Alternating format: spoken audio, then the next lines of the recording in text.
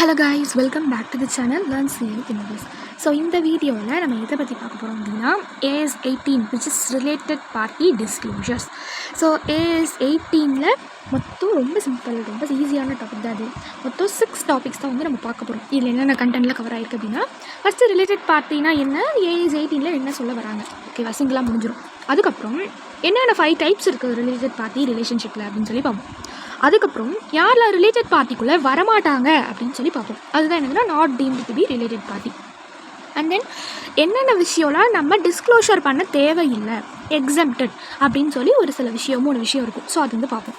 அதுக்கப்புறம் டிஸ்க்ளோஷர் பண்ணுறதுக்கு என்னென்ன ரெக்குயர்மெண்ட்ஸ்லாம் இருக்குது, என்னென்ன தேவை அப்படின்னு சொல்லி பார்ப்போம்.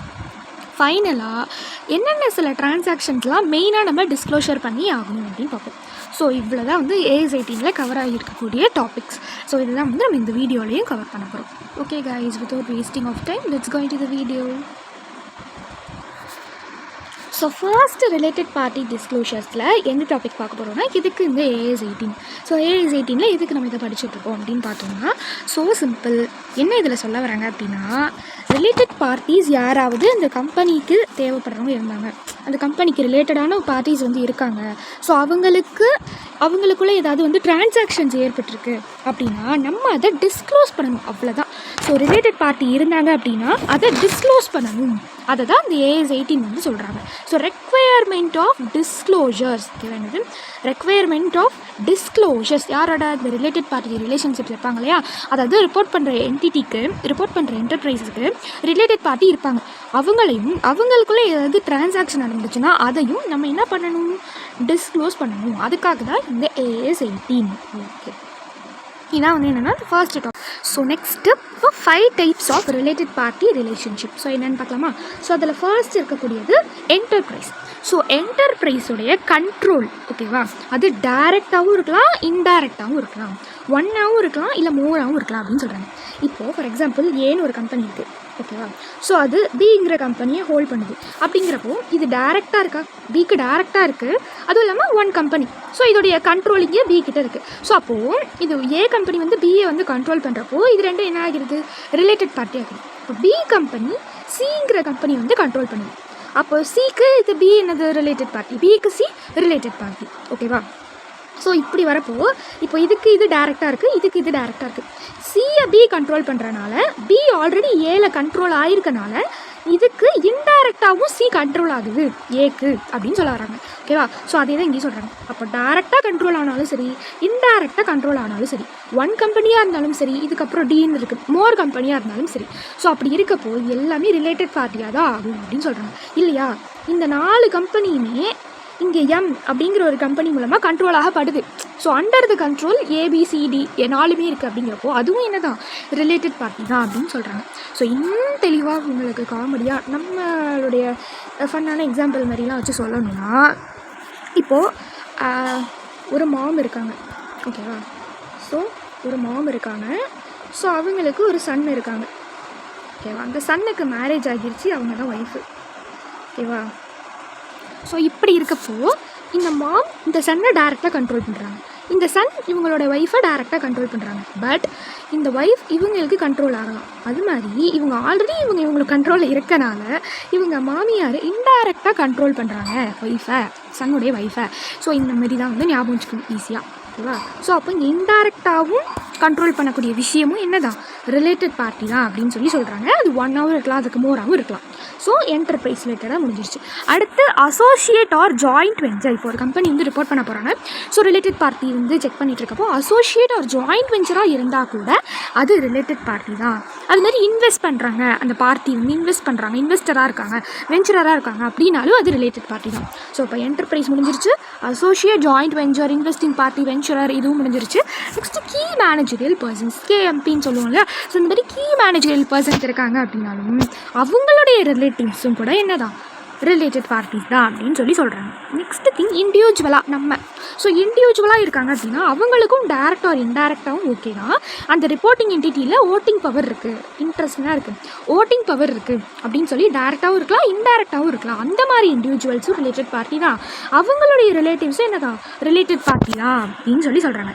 அதுக்கப்புறம் ஏதாவது என்டர்பிரைசஸ் வந்து இப்போ நம்ம பார்த்து இந்த கேஎம்பிலையோ இண்டிவிஜுவலையோ சிக்னிஃபிகண்ட் இன்ஃப்ளூயன்சஸ் இருக்குது அப்படின்னாலும், ஃபார் எக்ஸாம்பிள் டேரக்டர் வச்சுக்கலாமே, ஸோ சிக்னிஃபிகண்ட்டாக அவங்க வந்து முடிவு எடுக்கிறதுக்கு அவங்களுடைய இன்ஃப்ளூயன்சஸ் வந்து இருக்காங்க அப்படின்னா, அவங்க எக்ஸசைஸ் பண்ணலாம் அப்படின்னா, அதுவும் என்ன தான் ரிலேட்டட் பார்ட்டிஸ் தான் சொல்கிறாங்க. வந்து 5 types of related party relationships.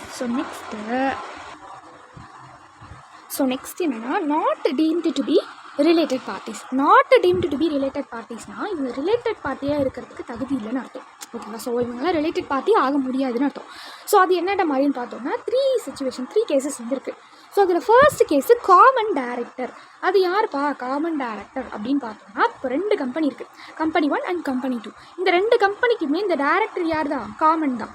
So இந்த ஒரே டேரக்டர் தான். ஸோ அப்படி இருக்கப்போ அவங்க ரிலேட்டட் பார்ட்டி கிடையாதுன்னு சொல்கிறாங்க. எப்போது அவங்க ரிலேட்டட் பார்ட்டி கிடையாதுன்னா, இவங்களுக்கும் இடையில மியூச்சுவலாக டீல் பண்ணுறப்போ அவங்க ரிலேட்டட் பார்ட்டி ஆயிடுவாங்க கண்டிப்பாக. ஸோ இவங்களுக்கும் சேர்த்து மியூச்சுவலாக இவங்க கம்பெனியோட விஷயம் இவங்க கம்பெனியோட விஷயம் இவங்களுக்குன்னு தெரிகிறப்போ அவங்க மியூச்சுவலாக டீல் பண்ணுறப்போ அவங்க ரிலேட்டட் பார்ட்டி ஆகிடுறாங்க. ரிலேட்டட் பார்ட்டி அங்கே எக்ஸிஸ்ட் ஆகுது. இப்போ இங்கே நாட் டீம்டுன்னு எங்கே கேஸ் வருது அப்படின்னா, அவங்களுடைய பாலிசிஸ் இவங்ககிட்டையும் அஃபெக்ட் ஆகாத அளவுக்கு அந்த டைரக்டர் இருக்காரு அப்படின்னா, ஓகேவா, அந்த கான்ஃபிடென்ஷியாலிட்டி அப்படியே இருக்குது அவங்களுடைய இது அப்படின்றப்போ அந்த இடத்துல அங்கே ரிலேட்டட் பார்ட்டி ஆக முடியாது அந்த காமன் டைரக்டர். ஓகேவா? Unless affect the policies of both company. இந்த 2 கம்பெனியுடைய பாலிசிஸ் அஃபெக்ட் ஆகாத இருக்கிற வரைக்கும் இந்த காமன் டைரக்டர் இங்கே not the related party. But அவங்க வந்து மியூச்சுவல் டீலிங்ஸில் அவங்களால அவங்க பவரை இன்ஃப்ளூயன்ஸ் பண்ண முடியுது அப்படிங்கிறப்ப, அதாவது நம்ம லாஸ்ட் பார்த்தோம் இல்லையா, அந்த கேசஸ் அந்த 5 டைப்ஸ் ஆஃப்ல ஒரு டைரக்டர் வந்தார் இல்லையா, ஸோ அதை தான் இங்கே சொல்கிறாங்க. அப்போ மியூச்சுவலாக அவங்களுடைய சிக்னிஃபிகண்ட் இன்ஃப்ளூயன்சஸ் அவங்களால எக்ஸசைஸ் பண்ண முடியுது அப்படிங்கிறப்போ அவங்க என்ன ஆகுறாங்க? ரிலேட்டட் பார்ட்டி ஆகுறாங்க. அந்த மாதிரி போத் கம்பெனி பாலிசிஸ் அஃபெக்ட் ஆகாமல் இருக்கிற அளவுக்கு ஒரு காமன் டைரக்டர் இருக்காருன்னா அப்போ அவர் ரிலேட்டட் பார்ட்டி கிடையாதுன்னு சொல்கிறாங்க. இதுதான் ஃபர்ஸ்ட் பாயிண்ட். நெக்ஸ்ட் பாயிண்ட் என்னென்னா, சிங்கிளாக இருக்காங்கப்பா, ஒரு கம்பெனி இருக்குது, அவங்களுக்கு தேவையான ஒரு biggest important volume of transactions வந்து பண்ணுறாங்க.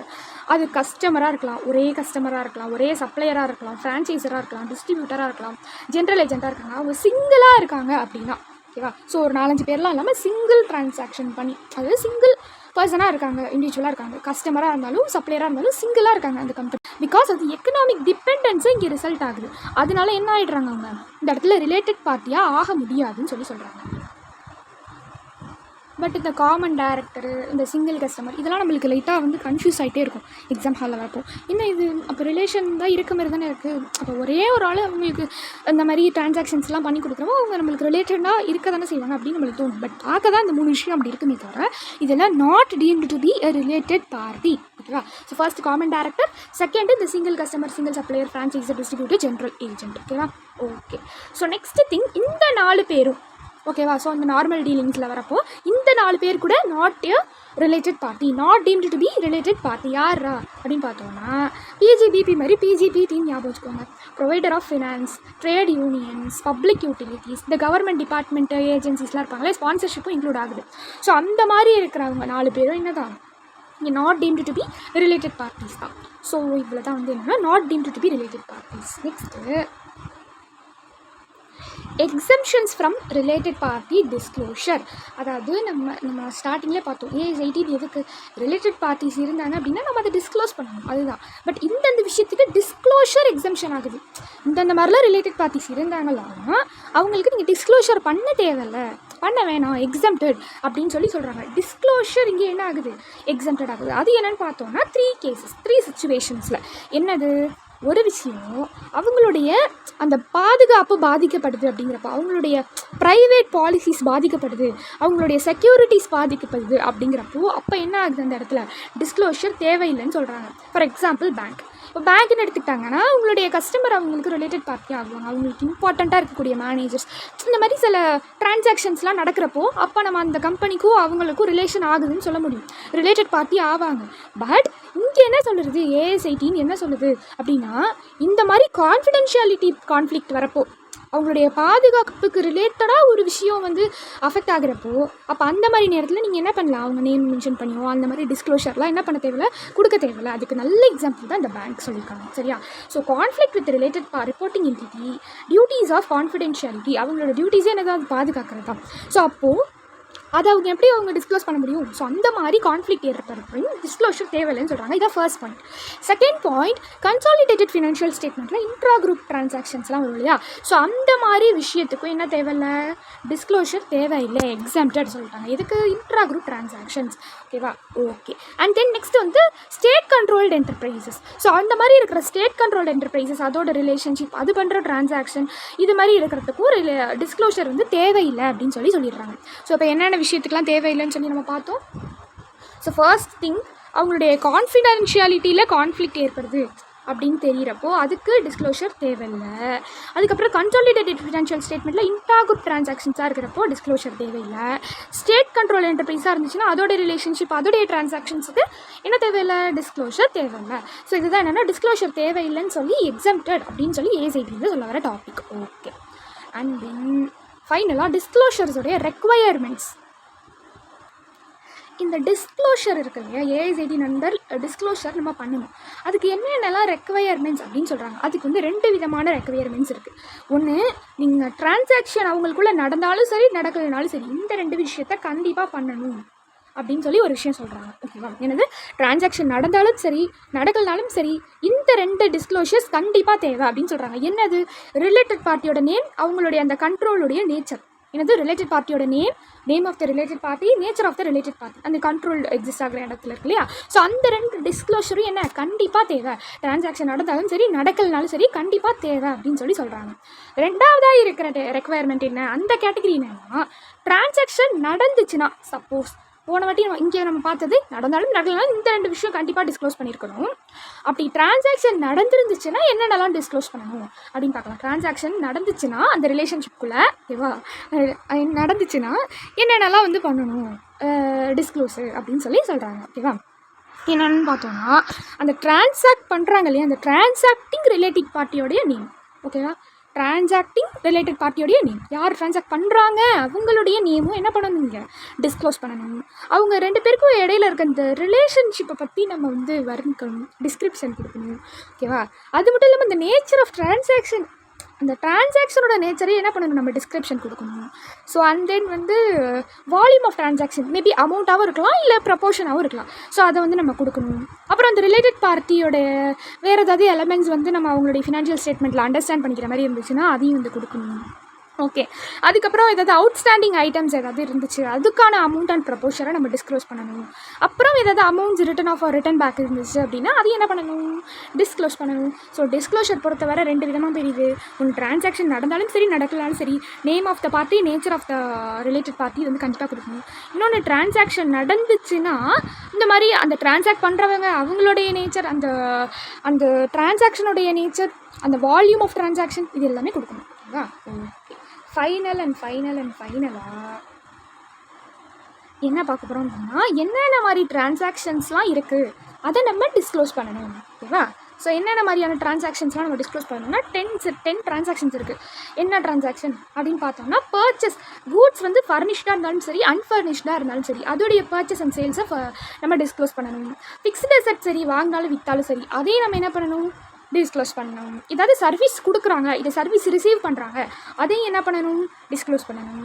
ஏஜென்சி ரிலேட்டடாக இருக்க agreement, leasing hiring agreement, research and development, licence agreement, finance, whether it can be cash or kind. Okay. So என்ன இருந்தாலும் நம்ம என்ன பண்ணணும், அந்த ட்ரான்சாக்ஷன்ஸை என்ன பண்ணணும், டிஸ்க்ளோஸ் பண்ணணும். கேரண்டி, அப்புறம் management controls, okay, towards employees. So இந்த மாதிரி இருக்கிற எல்லா ட்ரான்சாக்ஷனையும் என்ன பண்ணணும், நம்ம கண்டிப்பாக டிஸ்க்ளோஸ் பண்ணணும். ஓகே. ஸோ ஃபைனலாக ரிலேட்டட் பார்ட்டி எதுக்காக இந்த ஏஎஸ் பண்ணிகிட்ருக்கோம், ஏஎஸ்18 படி டிஸ்க்ளோஷர் ரிலேட்டட் பார்ட்டிஸ் எக்ஸிஸ்ட் ஆனாங்கன்னா டிஸ்க்ளோஷர் பண்ணணும், அவ்வளோதான். 5 டைப்ஸ் வந்து பார்த்தோமா. ஸோ என்டர்பிரைசஸ், அப்புறம் வந்து இந்த அசோசியேட், ஜாயிண்ட் வெஞ்சர், அவங்க எல்லாம் பார்த்தோம். அதுக்கப்புறம் வேறு கே மேனேஜரியல் பர்சன், இண்டிவிஜுவல், அப்புறம் இந்த இண்டிவிஜுவல் கே மேனேஜரியல் பர்சனோட சிக்னிஃபிகன்ட் இன்ஃப்ளூயன்ஸ் எதாவது இருந்துச்சுன்னா அதெல்லாம் வந்து பார்த்தோம். ஸோ அதான் 5 டைப்ஸ் ஆஃப் ரிலேட்டட் பார்ட்டி ரிலேஷன்ஷிப்னு சொல்லி பார்த்தோம், 5 டைப்ஸ். ஓகேவா? அப்புறம் not deemed to be related parties யார்? ஒன்றே காமன் டைரக்டர், இன்னொன்று யார் செகண்டாக இருந்தது இந்த சிங்கிளாக இருக்கக்கூடிய டிரான்சாக்ஷன்ஸ் அப்ளை இது எல்லாமே. அப்புறம் பிஜிபிடி, கரெக்டாக பிஜிபிடி. ஸோ இதெல்லாம் வந்து பார்த்தோம். அப்புறம் என்னென்ன விஷயத்துக்குலாம் எக்ஸம்ஷன்ஸ் டிஸ்க்ளோஷர் தேவையில்லைன்னு சொல்லி பார்த்தோம். ஸோ ஒன்று அவங்களுடைய கான்ஃபிடென்ஷியாலிட்டி பாதிக்கப்படுது, அந்த மாதிரி டியூட்டிஸில் அந்த ரிப்போர்ட்டிங் இன்டர்ஃபேஸ் இருந்தாங்கன்னா அவங்களுக்கு டிஸ்க்ளோஷர் தேவையில்லை. அதுக்கப்புறம் கன்சாலிடேட்டட் ஃபினான்ஷியல் ஸ்டேட்மெண்ட்டில் இன்ட்ரா குரூப் டிரான்சாக்ஷன்ஸ்க்கு தேவையில்லை டிஸ்க்ளோஷர்ஸ். ஃபைனலாக இன்னொன்று லாஸ்ட்டாக ஒன்று பார்த்தோம், என்னது ஸ்டேட் கண்ட்ரோல்டு என்டர்பிரைசஸ். ஓகேவா? ஸோ அதுக்கு என்ன தான் தேவையில்லை, டிஸ்க்ளோஷர் தேவையில்லை. ஸோ கான்ஃபிடென்ஷியாலிட்டி ரிலேட்டடாக அவங்களுடைய பாதிக்குது, அவங்களுடைய ரிப்போர்ட்டிங் அத்தாரிட்டியுடைய அந்த கான்ஃபிடென்ஷியாலிட்டி பாதிக்குது அப்படிங்கிறப்போ அதுக்கு தேவையில்லை. கன்சாலிடேட் ஃபினான்ஷியல் ஸ்டேட்மெண்ட்டில் இன்ட்ரா குரூப் டிரான்சாக்ஷன்ஸாக இருந்துச்சுன்னா டிஸ்க்ளோஷர் தேவையில்லை. And then state control enterprises weather it can B relationship or transactions, இதுக்கு என்ன தேவையில்லை, டிஸ்க்ளோஷர்ஸ் தேவையில்லை. அடுத்து டிஸ்க்ளோஷர் ரெக்வயர்மெண்ட்ஸ். டிஸ்க்ளோஷர் பண்ணுறப்ப என்னென்ன ரெக்வயர்மெண்ட், டிரான்சாக்ஷன் இருந்தாலும் சரி இல்லைனாலும் சரி name of the party, nature of the party வந்து கொடுத்தே ஆகணும். சப்போஸ் டிரான்சாக்ஷன் இருந்துச்சுன்னா என்னென்ன விஷயம்லாம் வந்து கொடுக்கணும்னு பார்த்தோம். இந்த டிரான்சாக்ட் பண்ணுறவங்களுடைய டீட்டெயில்ஸ், அந்த நேச்சர், அந்த அமௌண்ட்டு, இது எல்லாமே கொடுக்கணும். ஓகேவா? அப்புறம் என்னென்ன டிரான்சாக்ஷன்லாம் டிஸ்க்ளோஸ் பண்ணணும்னு சொல்லி பார்த்தோம். ஒரு 10 டிரான்சாக்ஷன்ஸ் வந்து இருக்கும், ஈஸியாக தான் இருக்கும். ஓகேவா? ஓகே. ஸோ இதான் என்னது AS 18 கவர் ஆகக்கூடிய ஐட்டம்ஸ். ஏதாவது டவுட் இருந்துச்சு அப்படின்னா மறக்காமல் இன்ஸ்டாகிராமில் மெசேஜ் பண்ணுங்கள், கமெண்ட்ஸில் சொல்லுங்கள். அண்ட் தென் இதோடைய PDF வேணும் அப்படின்னா டெலிகிராம் குரூப்பில் ஜாயின் பண்ணுங்கள். We will see in the next video. Until then, this is Shweta signing off. Thank you.